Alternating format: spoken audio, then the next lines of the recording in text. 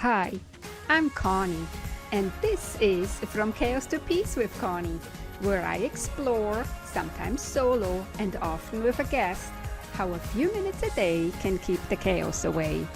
And with chaos, I'm talking about the physical, digital, social, financial, mental, emotional, and spiritual clutter that can accumulate in our life.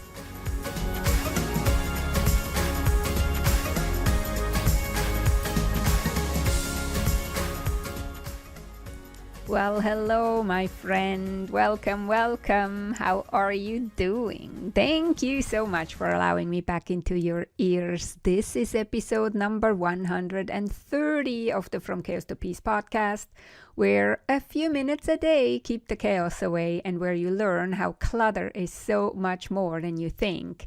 And today we're talking about unfinished business, a category of clutter that most people don't recognize that it is clutter. As you might remember, there are different categories of clutter.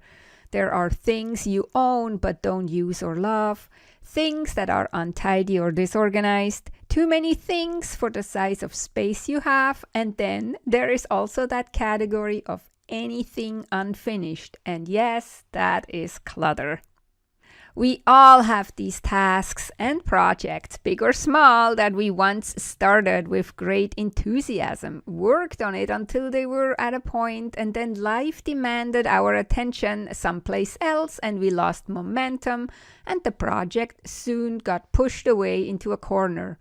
Next thing, we put it in some box and the box get pushed around, and then it may end up buried in a closet or even taken out into the garage and never to be seen again. Out of sight, out of mind, that's how the saying goes. But it is not true. It might be out of your conscious mind, but not out of your unconscious mind. Deep down, you do have an account of all the unfinished projects that are lingering around in your life and that are weighing you down. You might not be consciously aware of this weighing down because you are so used to this energetic weight until you start taking care of unfinished business one by one, and all of a sudden you feel how a weight is being lifted off your shoulders and how life gets easier and less heavy. It's so hard to move forward with clarity and inspiration when you have loose ends. Unfinished business does hold us back. Here are a few examples. A phone call you have procrastinated on, an appointment that you have been delaying, a card or email that you wanted to send a friend or a client, or a difficult conversation with somebody that you have been avoiding. Other examples are unfinished craft projects or knitting projects, crochet projects, painting projects, or other craft projects. Started books that you haven't finished reading. Maybe you started writing a book. Maybe you started building something from Lego. Whatever it is. There is a lot of unfinished business in our life, and taking care of unfinished business sets the stage for success. And here is how we can tackle it. So the very first step is we want to declutter our brain and mind on a piece of paper or in your to-do app or in your journal. You start a list of all the unfinished tasks and projects that come to mind. Big or small, just list them all. Then go through the list as far as you come today. Just start with the list. And then ask yourself for each entry of that list, does this still matter to me? If not, give yourself permission to not finish this project and to actually let it go. A lot of people have a problem with that. They feel they need to finish what they started. I sure grew up with the saying, who says A has to say B. I do remember my grandmother and my grandfather talking about that. Who says A also has to say B, meaning if you start something, you have to finish it, no matter what. I find this is not so good advice. Yes, we should be reliable, and if we promise something to somebody, we should keep our promise and do it in the time frame we promised. But if we are talking about something you wanted to do for yourself, but now you lost interest in it, there is really no reason to stick with it. Who is it in your ear that tells you you have to finish it? Is it like in my ears where my grandmother and my grandfather say, who says A has to say B? Is it because you spent time and money on it in the past that you now feel if you don't finish it, that time and money is wasted? I believe as long as you enjoyed yourself back then, but now you have moved on and don't want to do this activity anymore, it wasn't and isn't wasted time and money, since you enjoyed yourself back then.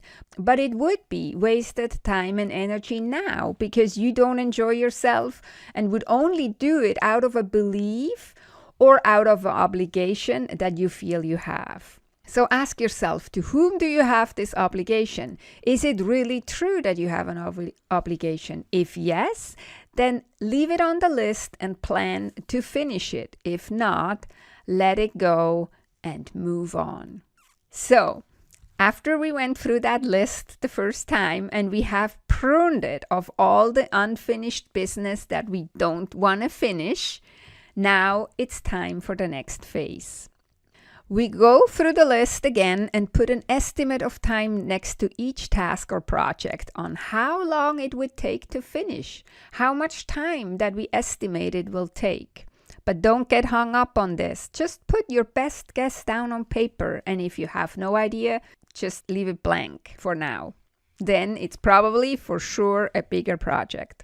Because the next step, based on this updated list, choose a task to work on that is a low-hanging fruit, meaning it doesn't take a lot of time and you know you can easily handle and tackle it. Allow yourself to work on this task and on this list in small, manageable time chunks like 15 to 20 minutes a day, but do it every single day.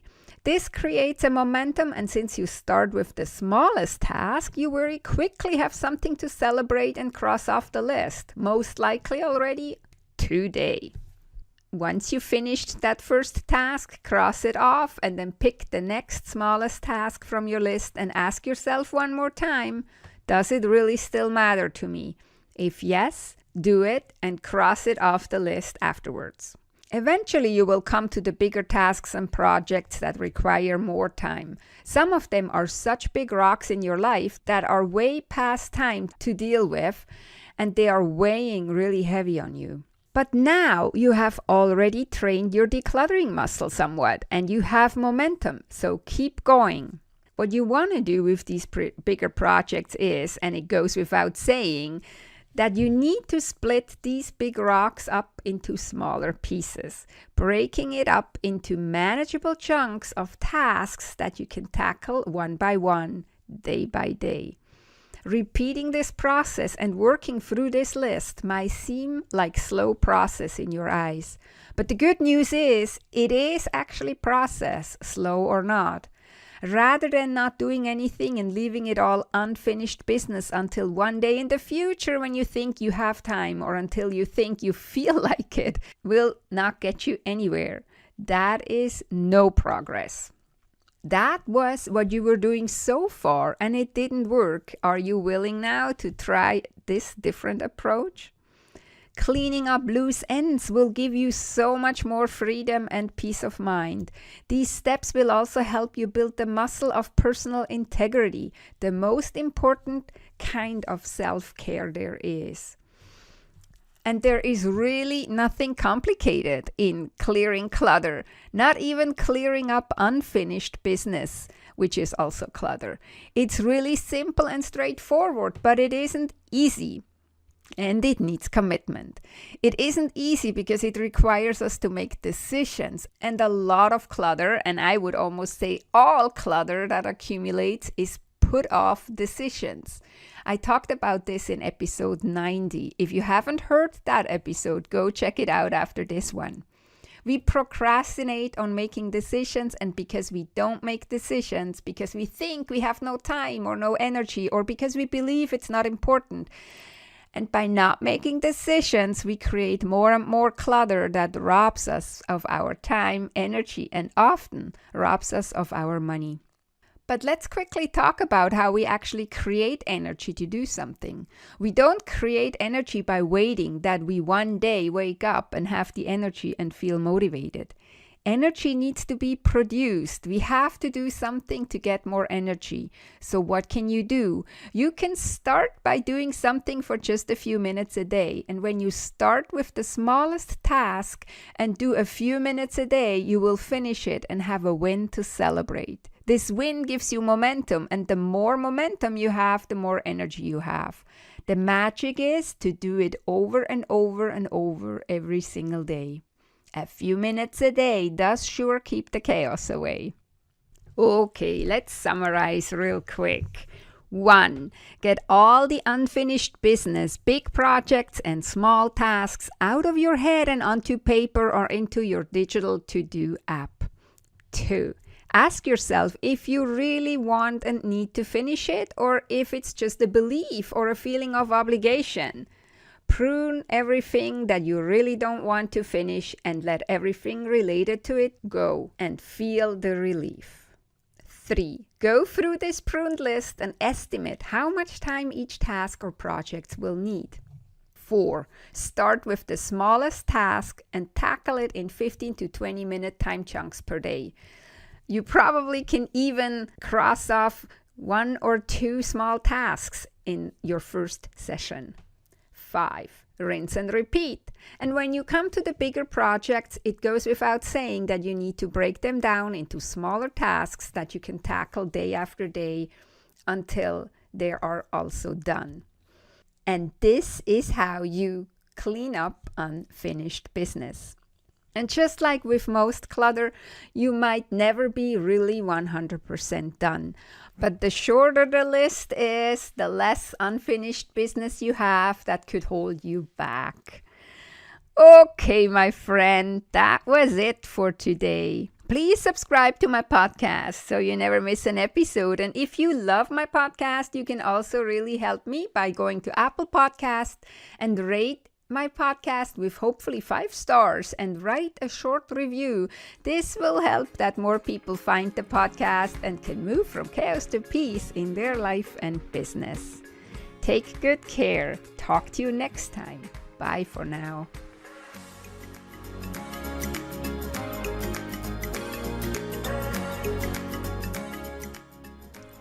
If you enjoyed this podcast episode and you want to go on a journey from chaos to peace in your home, office, and finances with me as your guide, opportunities to work with me one-on-one are available. Go to connygraf.com, CONNYGRAF.com to schedule your own personal Clutter to Clarity chat. And we will see if working together is a great fit. That is connygraf.com, CONNYGRAF.com.